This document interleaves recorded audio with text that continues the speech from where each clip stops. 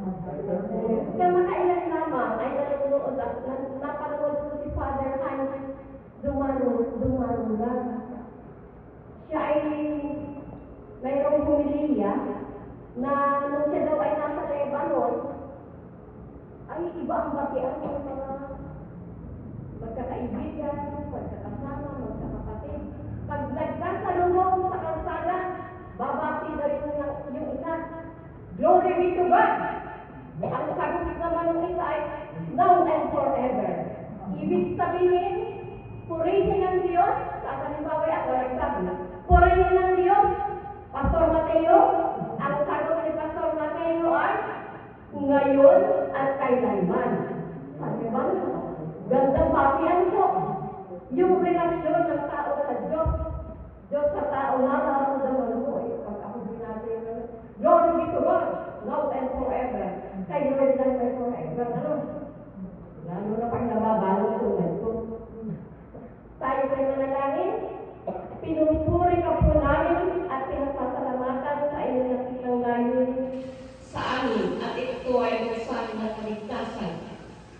Muli po, gabayan po ninyo ng Santong Espiritu ang bawat isa, ang bawat nakikinig upang maging gabay namin sa araw-araw hanggang sa ikaw ay dumating. Sa pangalan ni Jesus. Amen. Awit mo na, ako na mga kapatid. Sige. On the hill, far away, stood an old rugged cross, the emblem of suffering and shame.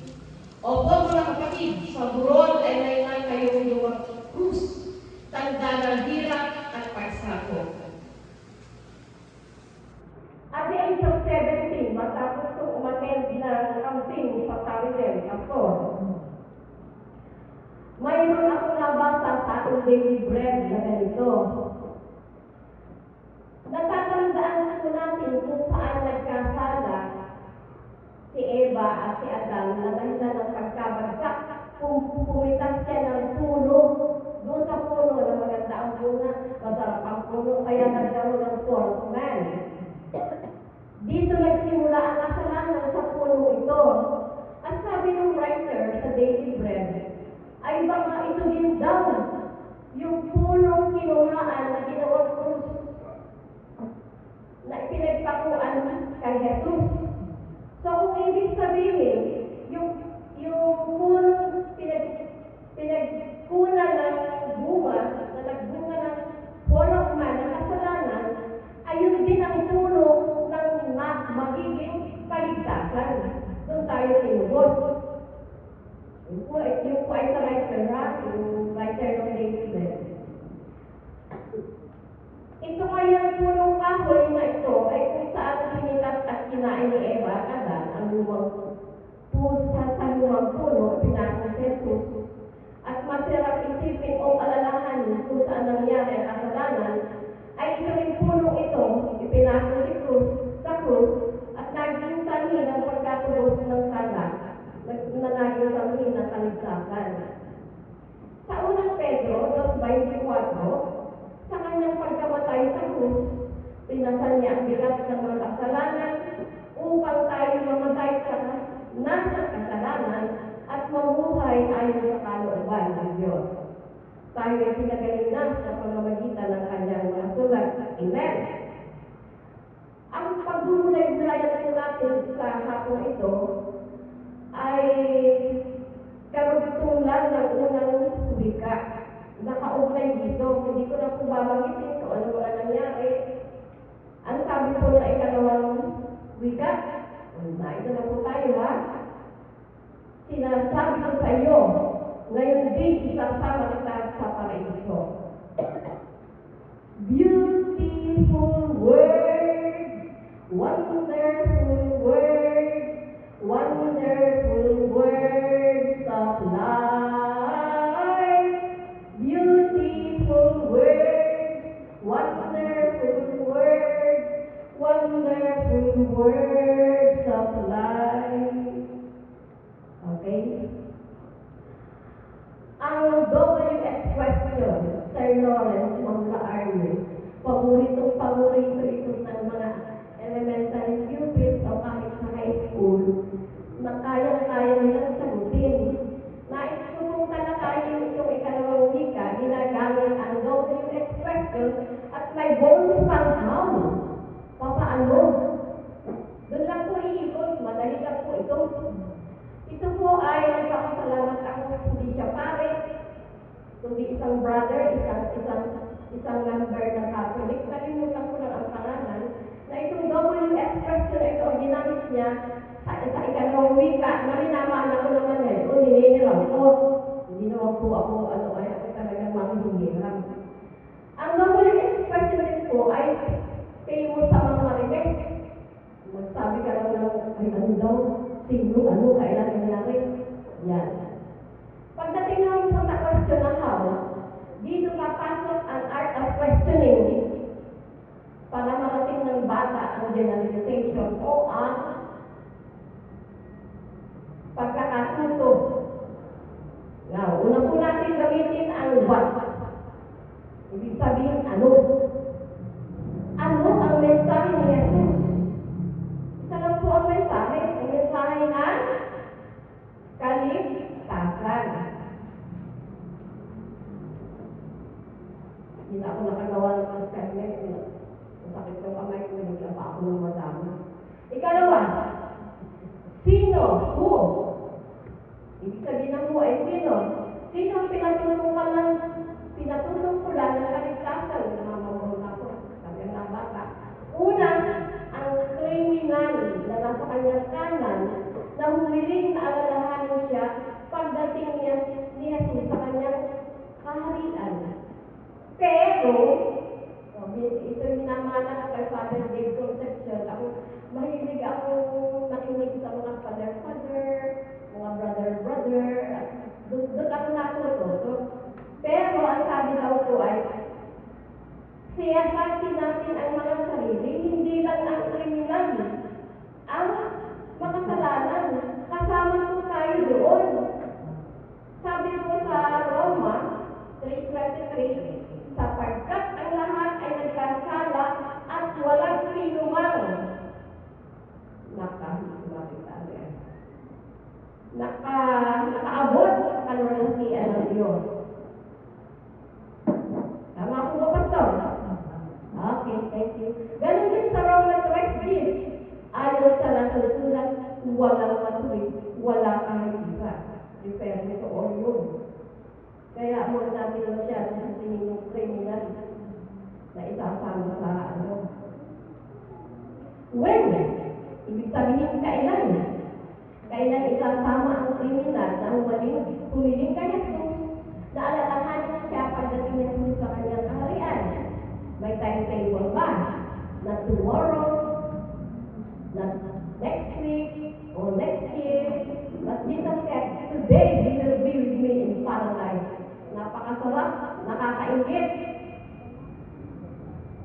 Na ikaw ay ngayon din ay isasama kay sarap pakinggan. Where? Saan dadalhin ni Jesus ang kriminal na humiling kay Jesus na alalahanin niya siya pagdating sa kanyang kaharian? Sabi sa John 14:16, sabi ni Lord, dadalangin ako sa Ama upang maibigyan niya ng isa pang tagapagtanggol. Hindi ito si Coco Martin, ha? Na magiging na kayo bibigyan ng isang tagapagtanggol na kasama ninyo magpakailanman. Okay. Hindi ko lang ulitin kung yung panunuyari na nasa kanan ay hindi ko nasasabihin at tinuloy ng aking daling brother. So, naisang ko tayo sa bonus na talong. Paano? Yan. Ito sa pinaghihirapan ng mga bata. Paano na isama ni Lord ang kriminal? Paano na isama ni Lord ang kriminal? Dito papasok yung art of questioning. Simple lang. Sabi, number 1, humiling o nag-request ang kriminal. Sadya ang kriminal kay Jesus, sadya ng pere, alalahanin mo po ako. Hindi mo ba nag-request nga tayo?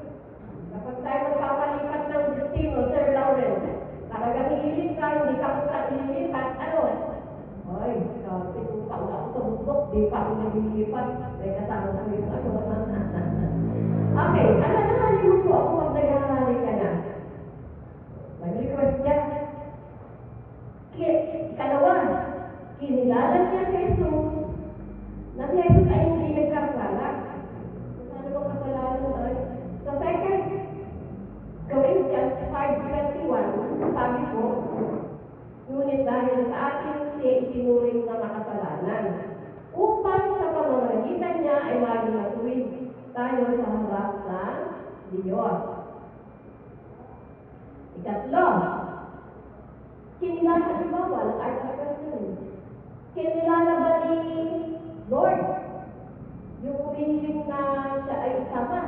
Kinilala niya si Lord na kanyang tagapagligtas, harian, Panginoon ng kanyang buhay. Tuwing ako titimba dito, ako talaga tumitingin dun ay sa faith, hope, love. Inspirado ako dyan. Kaya kahit pag-minsan hindi ako nakikinig sa sabi ni Pastor, nakatulong na ako ng ganda. Ang ganda ako, nagsasabi ko, napakaganda naman, pero pag-minsan hindi ko sinusunod. Okay. Bonus part. Sabi daw sa John 3:16, sabay-sabay nga natin. Malakas. For God so loved the world, everybody, that He gave His only begotten Son, that whoever believeth in Him should not perish, but have an everlasting life. Gusto kong hiramin ang linya ng coro or phrase na inuulit ng isang Christian song na nagpapatibay ng pananampalataya ng relasyon ng tao sa Diyos, Diyos sa tao. Ganito po ang sinasabi. I translate it in Tagalog. That's why we are children of God. Tayo yung mga anak ng Diyos. For we are taught what the Lord has said. Tinuro sa atin kung ano mga sinasabi na yan sa Bible. To live a life in community with God and all. Sa kasalukuyan, hindi ka sumunod ang nagiging problema natin. Global problem ngayon. Alam na po niyo ito. Malala pa kaysa COVID. Ngunit, kapag ginusto ng Panginoon, na matigil na yan, tagal na yan, ay nasa Bible pa yung awayan. Yan yung una pa. Nag-elementary ako, nag-high ako, ngayon senior na ako. Ngayon, palala, na level up pa ng away. Assured of life, even after death. Sigurado meron tayong buhay kahit tayo namatay. No more sorrows, wala na ang lungkot. No more defeat, wala na ang pagkakalo. There's only love, justice, and peace. All creation new. The song was this way. That's why we are children of God.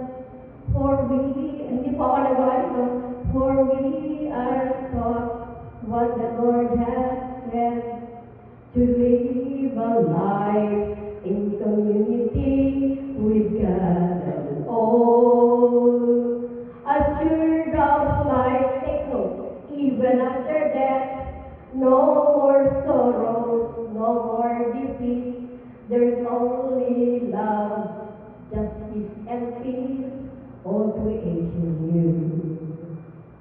Nung kapanahonan ko, meron pa. Sabi daw ay, binabago niya ako araw-araw, binabago niya ako araw-araw, nasa makarating sa galaring edad. So na, ulit. Pahiram po, Ginoong Basil Valdez, ang mga awit ng Pilipinas, ng iyong kantang ngayon at kailanman, sapagkat ito ang naging inspirasyon ko sa pagsulat ng ikalawang wika. Ngayon at kailanman, sumpa ko'y ibigin ka. Ngayon at kailanman, di ka na mag-isa. Ngayon at kailanman, sa hirap o ginhawa pa,